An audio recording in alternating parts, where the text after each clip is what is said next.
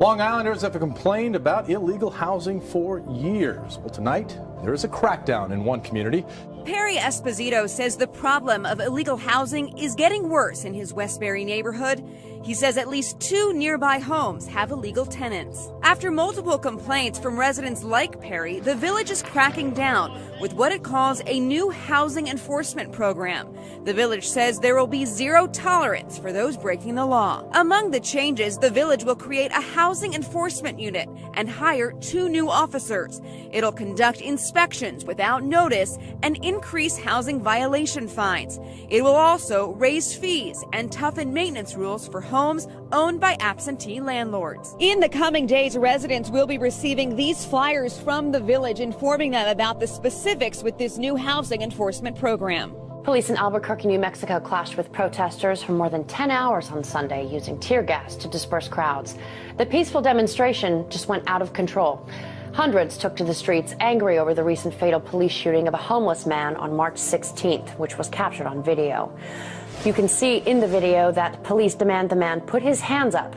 They see a knife in his grasp, and as he turns around to get down, he's shot with live rounds, shot with beanbags, and a canine is set on him.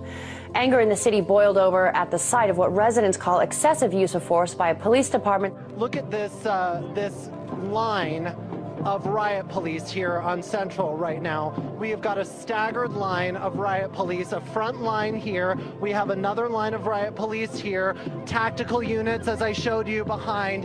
And if you look beyond, I don't know if you can see, there are mounted riot police as well standing by. This may look a little bit unusual to you.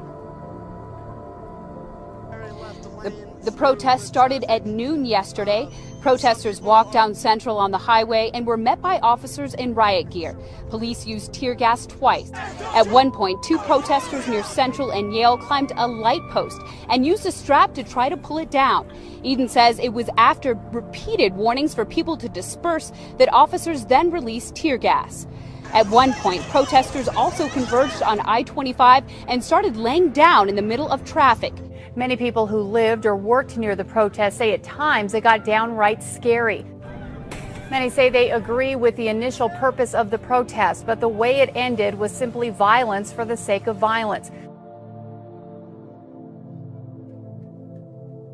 A North Jersey teen says he was just twirling a pencil. His school says he was pointing it like a gun, so they suspended him. Was he a real threat, or did the school go too far? News 12 New Jersey's Douglas Clark has more from Sussex County.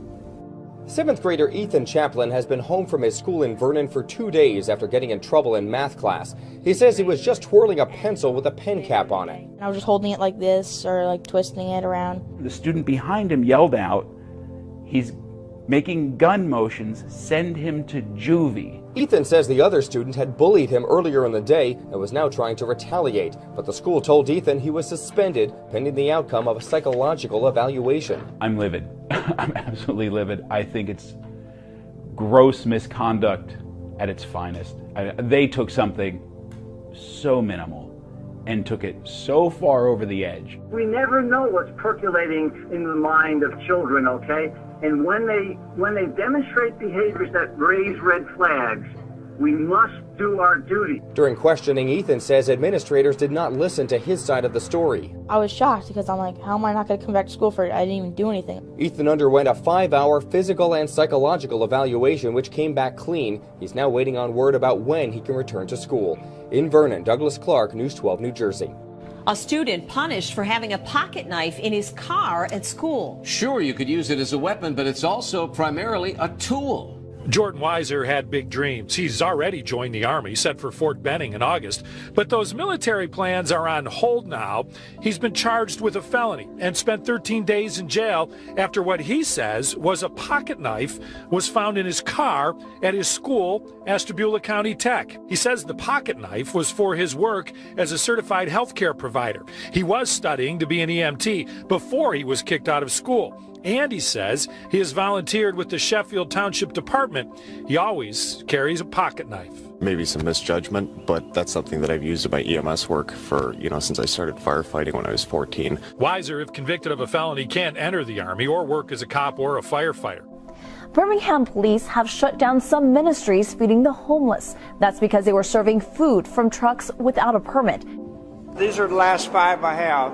Usually I bring about 160 every time I come. It's routine for Minister Rick Wood, every other Saturday, who hands off hot dogs and bottled water to the homeless. Been doing it for about 6 years now. Darrell Harris expects his arrival. Hello, my brother.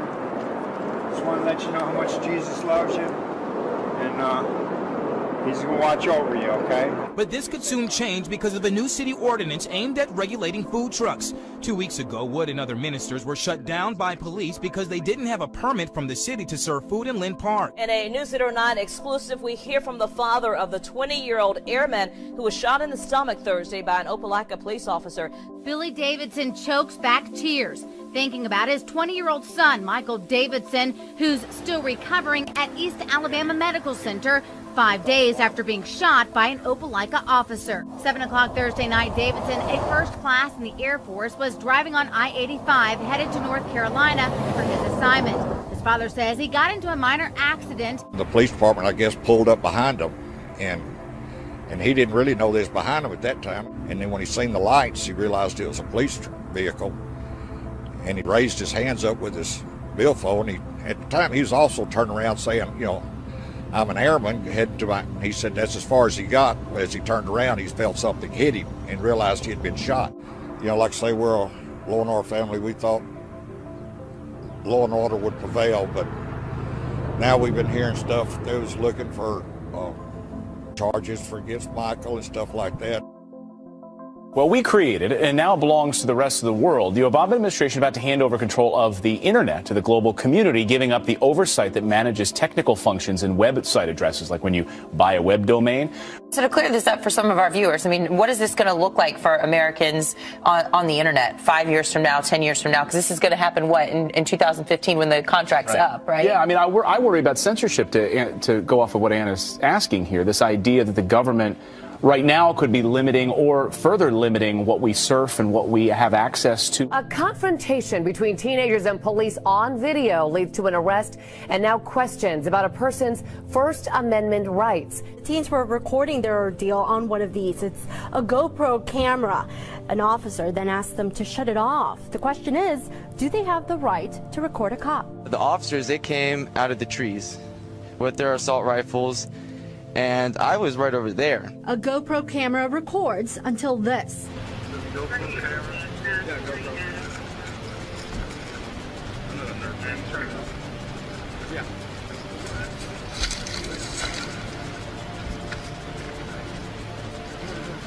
I know of nothing in the law that says I can't record a conversation or an encounter with a police officer.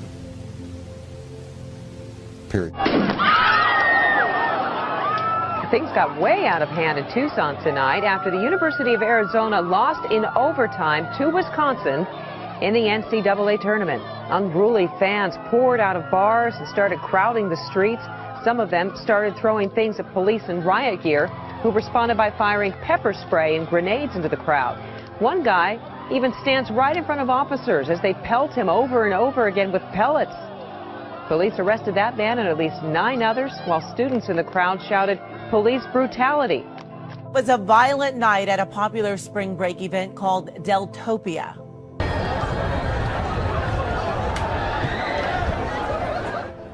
It's held in Isla Vista near the campus of UC Santa Barbara. Police say 2 people in the crowd were treated for stab wounds and at least 6 law enforcement personnel were injured. The gathering drew huge crowds that got out of control. Hundreds of police officers were brought in to contain the violence. Some pictures are showing up on Twitter. There were reports of widespread vandalism, including street signs torn down. Small fires were set. The future of an annual celebration at Iowa State University may be in jeopardy after an overnight riot in Ames. School administration, including ISU President Stephen Leith, will hold a news conference this afternoon with an update. A crowd gathered near the campus of Iowa State and tore down light poles, street signs, and flipped over cars. This is during the school's annual Visha celebration. One person was seriously hurt when a light pole hit him in the head. He had to be flown to a Des Moines hospital. Some students are upset with this violence. It's disgusting. This is not Visha. This is literally like the epitome of evil, in my opinion. An apology today from the coffee giant Starbucks after a Baton Rouge woman found possibly what some would consider satanic symbols in her coffee. It happened this weekend at the Starbucks in the mall. The woman posted these photos of the coffees after she got them. She put them on Facebook. She said the drawings show a lack of professionalism and respect for others. In a statement today, a spokesperson for the company said, quote, "We are taking this customer's complaints seriously, and we have sincerely apologized for her experience. This obviously is not the type of experience we want to provide any of our customers and is not representative of the customer service our partners provide to millions of customers every day." We have before us the opportunity to forge for ourselves and for future generations a new world order, a world where the rule of law, not the law of the jungle, governs the conduct of nations. When we are successful, and we will be, we have a real chance at this new world order. I believe the devil wants to take over the church. I believe the devil wants to take over this church, one person at a time. Talk about the New World Order defined, as you have, as being Luciferian. Yes. How do you know that? My investigations led me to look at the back of the American dollar, and I found these strange seals on the dollar here. They're Illuminati seals, which was a secret society set up in 1776 by a man called Adam Weishaupt. And on the back of the dollar here, you see the seal on the left-hand side, and there's an eye in the triangle. It's the eye of Horus in Egyptian mythology, now called the eye of Lucifer or Satan. And thus we see we're dealing with a Luciferian plan. People need to recognize the God of Freemasonry will lead the world into this peculiar and particular purpose for which America was set up, which is to lead the whole world system into a one world government, a one world religion, a one world law system, and a one world money system that the Bible calls the mark of the beast. I pray that you will stay, however, my friends, with this great book, the Word of God. This truly is what we need to turn to. The time is short. A great falling away from the truth. It's happening. It's right here now.